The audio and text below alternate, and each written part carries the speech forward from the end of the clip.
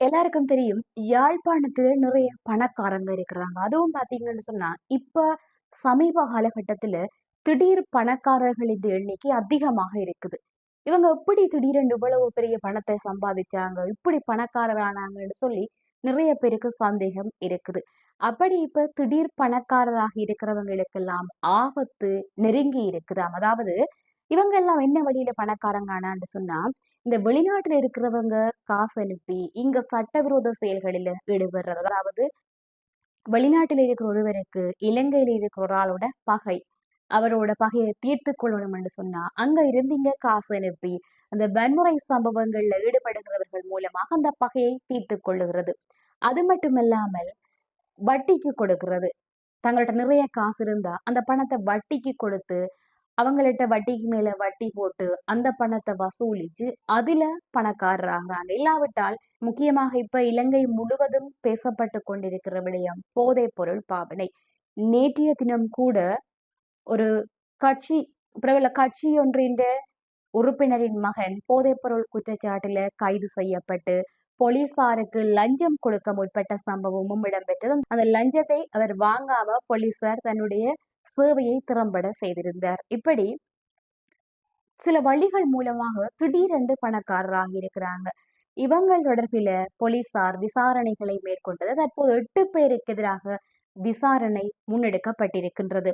இந்த வட்டிக்கு கொடுக்கிறவங்க என்ன செய்கிறாங்கன்னு சொன்னா, வெளிநாட்டுல இருந்தோ அல்லது சட்டவிரோதமாக பணத்தை சம்பாதிச்சு அந்த பணத்தை கஷ்டப்படுற குடும்பத்துக்கு அவங்க காசு இல்லைன்னு கேட்டா அதை வட்டிக்கு கொடுக்கறது. அப்படி வட்டிக்கு கொடுத்துட்டு அவங்களால அந்த வட்டியை சரிவர கட்ட இயலாது, குறிப்பிட்ட நாளுக்குள்ள கொடுக்கல என்று சொன்னால் அவங்கள காணொளி எடுத்து சமூக ஊடகங்கள்ல போட்டு மிரட்டுறது, அல்ல நேரடியா போய் அடிக்கிறது, அடிச்சு துன்புறுத்துறது, அந்த விடயங்களை எல்லாம் காணொளியாக எடுத்து சமூக வலைத்தளங்களில பதிவிடுகிறது. அது மட்டுமில்லாமல் இன்னொரு குரூப் இருக்குது. அவங்க என்ன செய்யறன்னு சொன்னா இந்த போதைப் பொருள் விற்பனை. இந்த போதைப் பொருளை பாடசாலை மாணவர்கள் இளம் பிள்ளைகளை இலக்கு வைத்து அவர்களுக்கு போதைப் பொருளை கொடுத்து அடிமையாக்குவது. அந்த போதைப் பொருளுக்கு பழக்கப்பட்டவர்கள் எப்படியாச்சும் தனக்கு மீண்டும் போதைப் பொருள் வேண்டும், அதற்கு என்ன வழியிலேயாச்சும் போதைப் பொருளை பெற்றுக்கொள்ள வேண்டும் என்று சொல்லி களவெடுக்கிறது, இல்ல வீட்டில் உள்ள பொருட்களை விற்கிறது. இப்படி அவங்க எப்படியாச்சும் அந்த போதையை பாவிச்சே தீரணும் என்று சொல்லி போதைக்கு அவங்களை அடிமையாக்குறதால அவங்க எப்படியாச்சும் பணத்தை கொண்டு அந்த போதைப் பொருளை வாங்குறதாலையும் சில பேர் திடீர் பணக்காரராக இருக்கிறாங்க. அது மட்டும் இல்லாமல் இந்த வெளிநாட்டில இருந்து பணம் அனுப்பி குற்றச்செயல்கள்ல ஈடுபட்டு அவங்களுடைய பழியை தீர்த்து கொள்ள நல்ல ஒரு தொடர்புதாரராக இங்கு இருப்பவர்களும் பணக்காரராக இருக்கிறாங்க. இப்படிப்பட்டவங்களால சமூகத்துல நல்ல விடயம் எதுவும் நடக்குதா? போதைப் பொருள் பாவனையால இளம் சமுதாயத்தினற்ற வாழ்க்கையே சீரழிஞ்சு போய் கொண்டிருக்குது. அண்மையில பாத்தீங்கன்னா யாழ்ப்பாணத்துல 2 இளம் வயது காதலன் காதலி இருவரும் போதைக்கு அடிமையாக இருந்த நிலையில காதலி தன்னுடைய உயிரை மாய்த்திருக்கிறார். அதே போல அந்த காதலனும் அப்படியான ஒரு சூழ்நிலையில இருந்து வைத்தியசாலையில் அனுமதிக்கப்பட்டிருக்கிறதாக சொல்லப்படுகிறது. நிறைய பேர் இந்த போதைப் பொருளால பாதிக்கப்பட்டிருக்கிறாங்க. இந்த போதைப் பொருள் குற்ற வலையமைப்பின் முக்கிய சூத்திரதாரர்கள் எல்லாம் கைது செய்யப்பட்டிருக்கிறாங்க. ஆனாலும் அவங்களோட தொடர்பில இருந்து இந்த போதைப் பொருள் விநியோகத்தை மேற்கொண்ட சில புள்ளிகள், சில தொடர்புதாரர்கள் சிக்காமல் இருக்கிறார்கள். அப்படியானவர்களிடமிருந்து தற்போது போதைப் பொருள் கைமாற்றப்பட்டு நாடு முழுவதும் போதைப் பொருள் விற்பனை தொடர்ச்சியாக இடம்பெற்றுக் கொண்டுதான் இருக்குது. இப்படியான வழி மூலம் பணம் சம்பாதித்து திடீர் பணக்காரர் ஆனவங்க தொடர்பில விசாரணை முன்னெடுக்கப்பட்டிருக்கிறது. 8 பேருக்கு எதிராக நீதிமன்றத்துல வழக்கும் கொண்டு செல்லப்பட இருக்கிறதாக சொல்லப்படுகிறது. இப்படி தவறான வழிகளில நீங்க பணம் ஈட்டுறதால எந்த விதமான நன்மையும் கிடைக்காது.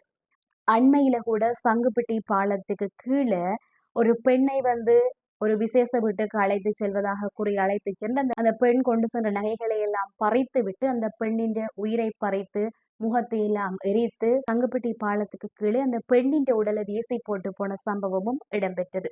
அதுக்கு பிறகு அந்த சம்பவத்தோடு தொடர்புடையவர்கள் கைதும் செய்யப்பட்டிருக்கிறார்கள். குற்றச்செயல்களை செய்து அதன் மூலம் நீங்கள் பணம் சம்பாதிக்கிறது ஒருபோதும் நிம்மதியையும் தராது, உங்களுடன் நிலைத்தும் வராது. அதற்கு பிறகு நீங்கள் நிச்சயமாக தண்டனைக்கு உட்படுத்தப்படுவீர்கள். அது எந்த விதமான மாற்று கருத்துக்கும் விடமில்லை. உங்களுக்கு தெரியும், கனேமுல்ல சஞ்சீவ கொலை வழக்கில பிரதான சூத்திரதாரியாக செயற்பட்ட இசாரா செவ்வந்தி கூட நேபாளத்திலிருந்து இலங்கைக்கு கொண்டு வரப்பட்டா. அப்படி இருக்கையில நீங்க என்னதான் சிறு சிறு குற்றச்செயல்களை செய்து அதனால பிறர் பாதிக்கப்பட்டாலும் நிச்சயமாக நீங்க செய்த குற்றத்திற்கான தண்டனை கிடைத்தே தீரும். ஆகையால பணத்திற்கு ஆசைப்பட்டு எந்த விதமான குற்றச் செயல்களிலேயும் ஈடுபடாதீங்க. என்ன உங்களுக்கு பணம் வேண்டுமென்றால் கஷ்டப்பட்டு உழைத்து சம்பாதியுங்க. பிறரை ஏமாற்றியோ, பிறருக்கு வட்டிக்கு கொடுத்தோ, போதைப் பொருள் விற்பனையில ஈடுபட்டோ ஒருபோதும் பணத்தினை சம்பாதிக்கிறதுக்கு முயற்சி செய்யாதீங்க. இப்படியான தீமையான வழிகளில சம்பாதிக்கப்படுகின்ற பணம் ஒருபோதும் உங்களுக்கு கை கொடுக்காது. உங்களுடன் கூடவே வராது.